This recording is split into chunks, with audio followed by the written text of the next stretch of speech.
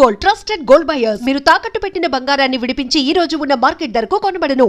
No refugees nothing వాళ్ళు.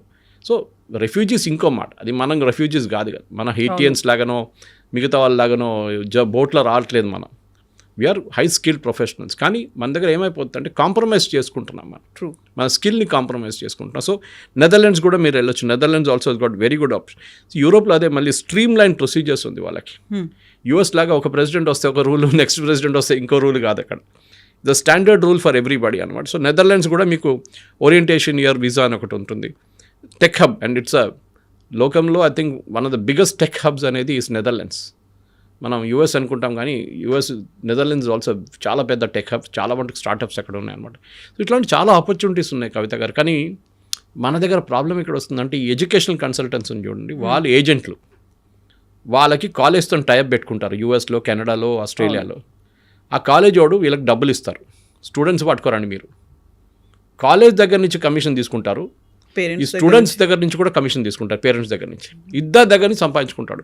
వాడు చెప్పేది ఏంటంటే అక్కడ వెళ్ళండి, మీరు వెళ్తే మొత్తం రోడ్డు మీద అంతా బంగారం ఉంటుంది, మీరు నడుచుకుంటూ వెళ్ళేస్తే ఎంత బంగారం కావాలంటే బ్యాగ్లు వేసుకోవచ్చు, అంత బాగా సిటీ అది ఇది అని చెప్పి 5 స్టార్ హోటల్లో ప్రెజెంటేషన్ పెడతారు. వీళ్ళు యూనివర్సిటీ వాళ్ళు వచ్చారు, మనకైతే వైట్ స్కిన్ చూడంగానే మనం పడిపోతాం మనం. వాళ్ళు వచ్చి ఇంగ్లీష్లో యాక్సెంట్లో మాట్లాడతారు, మీరు వచ్చేసేయండి. అక్కడ వెళ్ళిన తర్వాత మీకు గ్రాడ్యుయేషన్ చేసిన తర్వాత మీకు నిజం బయటపడుతుంది. That this paper is not even worth what it is printed on. Quality లేదనేది. సో మీరు కాంప్రమైజ్ చేయకండి. Just to get to US మీరు కాంప్రమైజ్ చేసి అది కూడా స్ట్రిక్ట్ చేయబోతున్నారు. ఇప్పుడు చూడండి యూఎస్లో కూడా I think next step president Trump చేయబోతున్నది.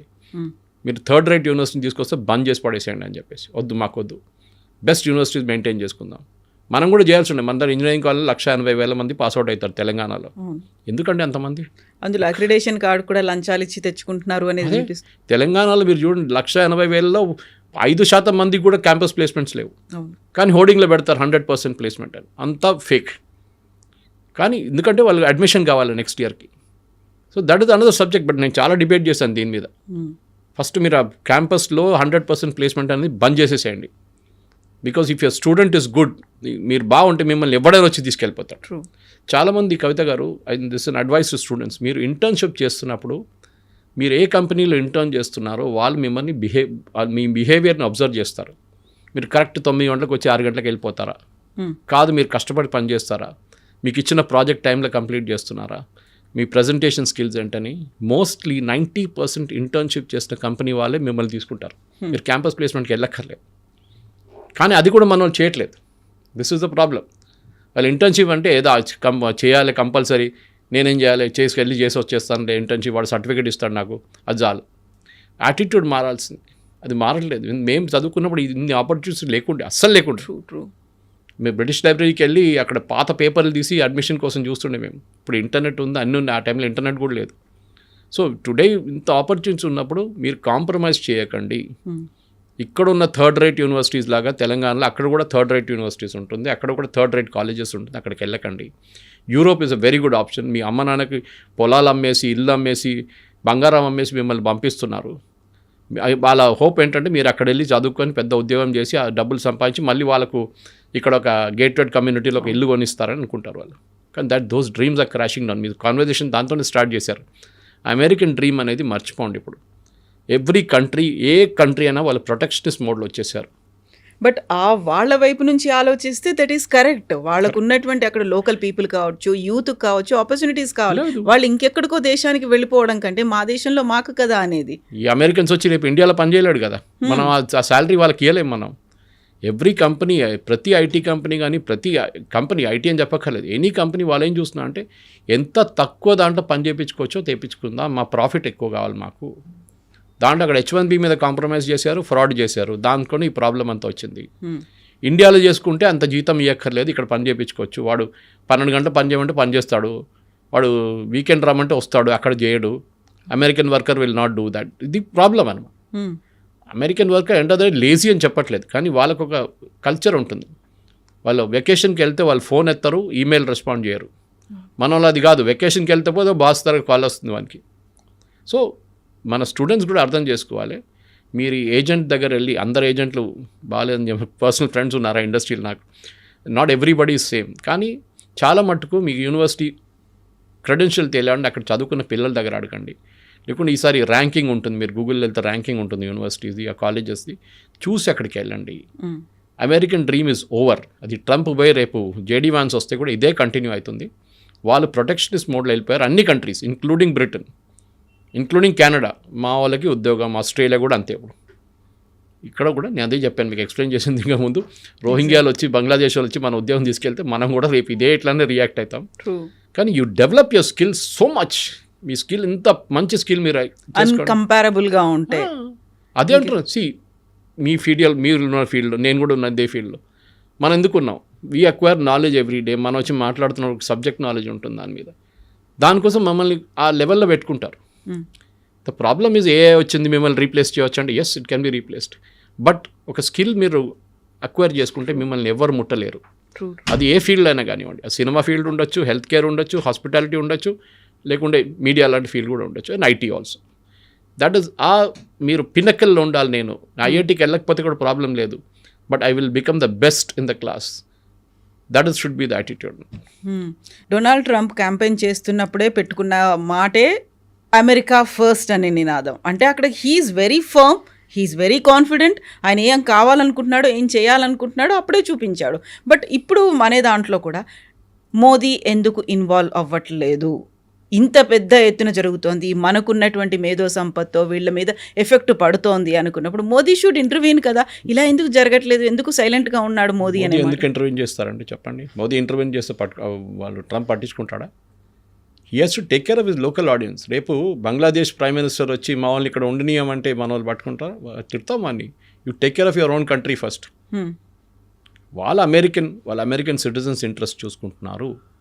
Modi interfere చేసి ఏం చెప్తారు? మా వాళ్ళని రానియండి, ఇంకా H1B వీసాలు issue. You are broken the law. మీరు లా బ్రేక్ చేశారు. You are replacing an American worker with lesser salary. మీరు అక్కడ స్కిల్డ్, ఆ టాప్ స్కిల్ వర్కర్ కాదు, మీరు H1B తీసుకుంటున్నారు. You're taking it for a medium skilled person. వాళ్ళు ఇప్పుడు కూడా రావద్దంటలేదు. You're still giving H1B visas. And వాళ్ళు ఏమంటున్నారంటే, అంత స్కిల్ ఉన్న మనిషి ఉంటే మీరు $1,00,000 కూడా కట్టచ్చు. గూగుల్ అని ఉండొచ్చు, మెటా ఉండొచ్చు, ఆరకిల్ ఉండొచ్చు, మైక్రోసాఫ్ట్ ఉండొచ్చు, ఎవరైనా ఉండొచ్చు. They can pay that amount. అంత స్కిల్డ్ వర్కర్ ఉంటే మీకు $120 జీతం ఇస్తున్నాడు, $1,00,000 ఎక్స్ట్రా ఇన్కమ్ చేయడానికి ప్రాబ్లం లేదు. బహుశా అది వన్ టైం ఫీ ఉండొచ్చు. ఇప్పుడైతే ఎవ్రీ ఇయర్ రిన్యూవల్ అంటున్నారు, కానీ వన్ టైం ఫీ అయిపోతుంది. ఒకసారి కట్టేస్తే మీకు H1B మీద మీ ఆ పీరియాడిసిటీ, మీ రిన్యూవల్ దాకా అది ఉండిపోతుంది అట్లనే. కానీ ప్రాబ్లం ఇక్కడ వస్తుంది, మీరు కాంప్రమైజ్ చేసాం, మనం దాన్ని మిస్యూజ్ చేసాం. మనం ఇండియన్సే తప్పు పట్టలేదు, అక్కడ ఉన్న కంపెనీలు కూడా మిస్యూజ్ చేశారు. తక్కువ వేజెస్లో తక్కువ స్కిల్ ఉన్న వాళ్ళు తీసుకెళ్ళి పెట్టేసి ప్రోగ్రామ్ మొత్తం ధ్వంసం చేసిన తర్వాత న్యాచురల్లీ అక్కడ ఉన్న పార్లమెంటేరియన్స్ అంటే వాళ్ళ కాంగ్రెస్ మెన్ అంటాం, వాళ్ళు ఏం చేస్తున్నారు, వాళ్ళు అంటున్నారు you are misused it, let us get rid. దీంట్లో చూడండి, డెమోక్రాట్స్ అండ్ రిపబ్లికన్స్ ఇద్దరు ఉన్నారు తోడు. Otherwise they are all separate. కానీ రిపబ్లికన్స్ అండ్ డెమోక్రాట్స్ ఇద్దరు కలిసి మేము అడ్డుకోవాలి మా వాళ్ళకి, ఎందుకంటే వాళ్ళకి ఓట్లు వేయాలండి. అవును, రేపు ఫర్ ఎగ్జాంపుల్ అలీగఢ్లో లేకుంటే లక్నోలో 1,00,000 ఉద్యోగాలు పోయిందనుకోండి, బంగ్లాదేశ్ వాళ్ళు వచ్చి అక్కడ వచ్చి ఉద్యోగాలు తీసుకెళ్ళిపోతే మోదీకి ఓట్లు పడుతుంది అక్కడ? పడదు కదా. ఆ ఉద్యోగం పోయినాడు కొప్పడి ఇంకా వేస్తాడు, ఉల్టా క్యాంపెయిన్ చేస్తాడు. ఇదే అమెరికాలో కూడా. So make America great again చెప్పింది అంటే వీఆర్ బ్రింగింగ్ బ్యాక్ ఎంప్లాయ్మెంట్. మా అమెరికన్స్కి లేని ఉద్యోగం మేము తీసుకొస్తున్నాము. స్కిల్ లేని, ఇప్పుడు అమెరికాలో స్కిల్ అవైలబుల్ ఇన్ ప్లెంటీ. నేను అదే చెప్పాను, వాళ్ళు వస్తున్నప్పుడు I heard students from Pennsylvania కానివ్వండి, మిగతా యూనివర్సిటీ, రాస్టర్ యూనివర్సిటీ, అన్నింటిలో చాలా మటుకు హార్వర్డ్ నుంచి కూడా you are getting the best MIT great. అక్కడి నుంచి వచ్చిన కొంతమంది పిల్లలు కూడా ఉద్యోగం రావట్లేదు. ఎందుకు అంటే this is the problem, that somebody else has taken the job away అంటున్నారు వాళ్ళు. మా ఉద్యోగం ఇంకోటి తీసుకెళ్ళిపోయాడు, మాకు కావాలంటే నాకు $1,20,000 ఇవ్వాలి, వాడేమో 60,000 వచ్చి పనిచేస్తున్నాడు, వాడు తీసుకెళ్ళిపోయాడు మా ఉద్యోగం, మాకు ఉద్యోగం లేదని. అమెరికాలో ఇది ఉండిపోతుంది. ఎందుకంటే నేను ఎప్పుడు చెప్తాను, cost the plumber is more than the cost the tap. ఆ రోజు ఎకానమీ పోతుంది. ట్యాప్ ఫిట్ చేయడానికి వచ్చిన మనిషి ట్యాప్ కన్నా ఎక్కువ విలువ తీసుకుంటే ఆ రోజు ఎకానమీ అవుట్. మన దగ్గర కూడా ఆ స్టేట్కి వస్తున్నాం మనం, కానీ మన దగ్గర ఇన్నోవేషన్స్ చేసుకుంటాం. మనం వచ్చినప్పుడు ఆ పని చేయరా, ఈ పని చేయరా అని చెప్పి 10 పని చెప్పేస్తాం. కానీ అమెరికాలో అది కాదు, వచ్చి ఆ పని చేసి వెళ్ళిపోతాడు. So that is why coal industry collapse, steel industry collapse అయింది, వాళ్ళు కార్ ఇండస్ట్రీ కొలాప్స్ అయింది, అన్ని ఇండస్ట్రీస్ పోయినాయి అమెరికా నుంచి. Now they are only high technology ఒక్కటే వాళ్ళు చూస్తున్నారు. And they are good in aircraft manufacturing. అది మనం చూసాం చాలా మటుకు. అది మీరు ప్యాసింజర్ ఎయిర్క్రాఫ్ట్ ఉండొచ్చు, బోయింగ్ లాంటి, లేకుంటే మెక్డొనాల్డ్ డగ్లస్ లాగా మేకింగ్ మిలిటరీ ఎయిర్క్రాఫ్ట్, అది కూడా అన్నిట్లో they are very good. So వాళ్ళు ఏం చూస్తున్నట్టు క్రీమ్ చూస్తున్నారు, మనం ఏమో బాటమ్ ఎండ్లో ఉన్నాం. So we should also rice ఆ క్రీమ్కి వెళ్ళిపోవాలి. మేము కూడా మీకన్నా we can compete with you. మేము కూడా శాటిలైట్ తయారు చేస్తే మేము అది కూడా ఇక్కడ చేయొచ్చు. Reverse brain drain is good. నేను అంటున్నాను, అంతా చాలామంది అన్నారు, శ్రీధర్ వెంబు గారు అన్నారు, ఇప్పుడు నౌ సేయింగ్ దట్ యూజింగ్ అందరూ అరటి అది యూజ్ చేద్దాం, యాప్ యూజ్ చేద్దాం. చాలామంది స్విచ్ ఓవర్ చేసుకున్నారు, జీమెయిల్ బదులు అది యూజ్ చేస్తున్నారు. Very good. పొద్దున కూడా ఒక ఇంగ్లీష్ న్యూస్ ఛానల్తో నాకు అదే డిబేట్ ఉండే. దాంట్లో కూడా వాళ్ళు అడిగారు నా దగ్గర, ఇది ఎన్ని రోజులు ఉంటుందని. నేను అదే చెప్పాను, దీనికన్నా ముందు గూ అని చెప్పి ఏదో ఒకటి వచ్చింది, ఏమైందంటే అది ఇప్పుడే వాట్సాప్ రీప్లేస్ అయిపోతుంది అని చెప్పి అందరు దుంకారు, including Narendra Modi. What happen to that? It died a natural death. మీకు రిటైన్ చేయడం చాలా కష్టం, but with Zoho that is possible. ఎందుకంటే శ్రీధర్ వెంబు లాంటి మనిషి, ఆయనకు అంత స్టేయింగ్ పవర్ ఉంది, ఆయన దగ్గర అంత ప్రాఫిటబిలిటీ కంపెనీలు ఉన్నాయి ఆయన దగ్గర. అట్లాంటి ప్రోడక్ట్స్ ఎస్, మన ఇండియాలో అదే ప్రాబ్లం. మనం I don't want use the word cyber కూలీ, అది కొంచెం డెరిగేటరీ టర్మ్ యాక్చువల్లీ. కానీ మనం లోవర్ అండ్ సర్వీసెస్లో ఉండిపోయాం. ఒక్క ప్రోడక్ట్ చెప్పండి మనం తయారు చేసింది ఇక్కడ నుంచి. We are not develop products. మనం సర్వీసెస్లోనే మనం నెంబర్ 1లో ఉండిపోయాం. అవుట్ సోర్సింగ్లోనే అమెరికా కోసం పనిచేస్తున్నాము అంతే. అమెరికన్ కంపెనీస్ కోసం ఇక్కడ నుంచి పనిచేస్తున్నాం. వాళ్ళు ప్రోడక్ట్ డెవలప్ చేసి వాళ్ళు మార్కెట్లో అమ్ముకుంటున్నారు, మనమేమో దాన్ని సపోర్ట్ చేస్తున్నాం. We should become a nation which will develop products. చాలా ఇంపార్టెంట్. మన దగ్గర ఐపాడ్ ఎక్కడైనా తయారు చేసాము మనం? ఏం చేయలేదు. బహుశా ఒక ఫినెకల్ ఉండొచ్చు ఇన్ఫోసిస్ దగ్గర నుంచి as a banking product. We have not develop. ఉంది, కేకా లాంటి ప్రోడక్ట్ డెవలప్ అయింది, డార్విన్ బాక్స్ డెవలప్ అయింది, హెచ్ఆర్ వైపు. They are doing good job. Startups చూడండి, ఏరోస్పేస్ స్టార్టప్స్ చూడండి, ఎన్నో తయారవుతున్నాయి. బట్ టిపికల్ ఐటీ దాంట్లో మనం we are not gone up to that level. We are still working. ఒక అమెరికన్ కంపెనీ కోసం పనిచేస్తున్నాం అంతే. కానీ అక్కడి నుంచి మూవ్ అయ్యే మనం we should move to the higher level. అదే మోదీ గారు చెప్తున్నారు, ఆత్మనిర్భరత అంటే అదే. మనం దానికి మన కోసం మనం తయారు చేసుకోవాల్సింది. We should not be dependent on outsiders. బయట వాళ్ళతో మనకు పనే లేదు. చైనాని చాలా మంది మనం కట్ చేసేసాం. ఇప్పుడు కూడా ఒక mobile phone top cover glass, it's coming from China. అది ఇప్పుడు ఒక హైదరాబాద్ బేస్డ్ కంపెనీ వాళ్ళు రీప్లేస్ చేయబోతున్నారు. దాన్ని కూడా టైం పడుతుంది, ఇంకో 6 నెలలు అది కూడా అయిపోతుంది. కానీ we are come to that level. అక్కడ దాకా వచ్చాం కదా. దీనికన్నా ముందు 40%, 30% ఉండే ఇండిజినైజేషన్. ఇప్పుడు అది 70, 80, 90% దాకా వచ్చింది. Same with car manufacturing. ఇప్పుడు మా ఇటు నుంచి ఏం కార్ అక్కడ పంపిస్తున్నాం ఉల్టా మనం ఇప్పుడు. సో ఇండిజినస్ కెపాసిటీ డెవలప్ చేసి మన పిల్లలు అక్కడి నుంచి రిటర్న్ వస్తే మీరు చదువుకోండి, అక్కడ చదువుకొని మీ నాలెడ్జ్ ఎక్వైర్ చేసి you can always come back and work ఇండియాలో. సరే, ఇండియాలో ఉన్న ప్రాబ్లమ్స్ ఇండియాలో ఉంది, లేదని చెప్పట్లేదు.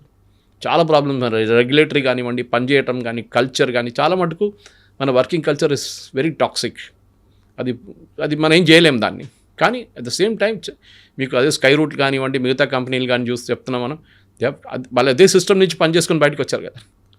ఎన్నో స్టార్టప్స్ ఉన్నాయి. టీ హబ్కి వెళ్ళండి, you can see lot of startup. Bengaluru వెళ్ళండి, చాలా ఉన్నాయి స్టార్టప్స్. ట్రూ. కానీ మన ఏంటంటే అశ్విని వైష్ణవ్ గారు కాదు, పీయూష్ గోయల్ గారు చెప్పారు మన స్టార్టప్ కల్చర్ గురించి, that we are here to serve food. Poor people are serving food to rich people అనమాట. అంటే మన ఫుడ్ డెలివరీలో నెంబర్ 1 అయిపోయాం, కానీ ఒక ప్రోడక్ట్ లాగా మనం డెవలప్ చేయలేదు ఇంకా అని చెప్పి. దాట్ ఈస్ స్టిల్ నేను కూడా అదే అనుకుంటాను. ఎందుకంటే we have to go to the product range. Israel చూడండి, నేను చెప్పిన నెదర్లాండ్స్ చూడండి, వీళ్ళు దే ఆర్ నంబర్ 1. ఇజ్రాయలీస్ టెక్నాలజీలో, especially defence technologies are number 1. మనం కూడా స్టేట్కి వస్తున్నాం ఇప్పుడు. మన దగ్గర 2 అబ్బాయిలు బిట్స్ పిలానీలో కూర్చొని ఒక డ్రోన్ తయారు చేశారు, ఇండియన్ ఆర్మీకి అమ్మారు. వాళ్ళు హాస్టల్లో కూర్చొని తయారు చేసినట్టు ఉన్నారు మన దగ్గర talent. Let them come back to India. That will be the greatest day for Indian economy.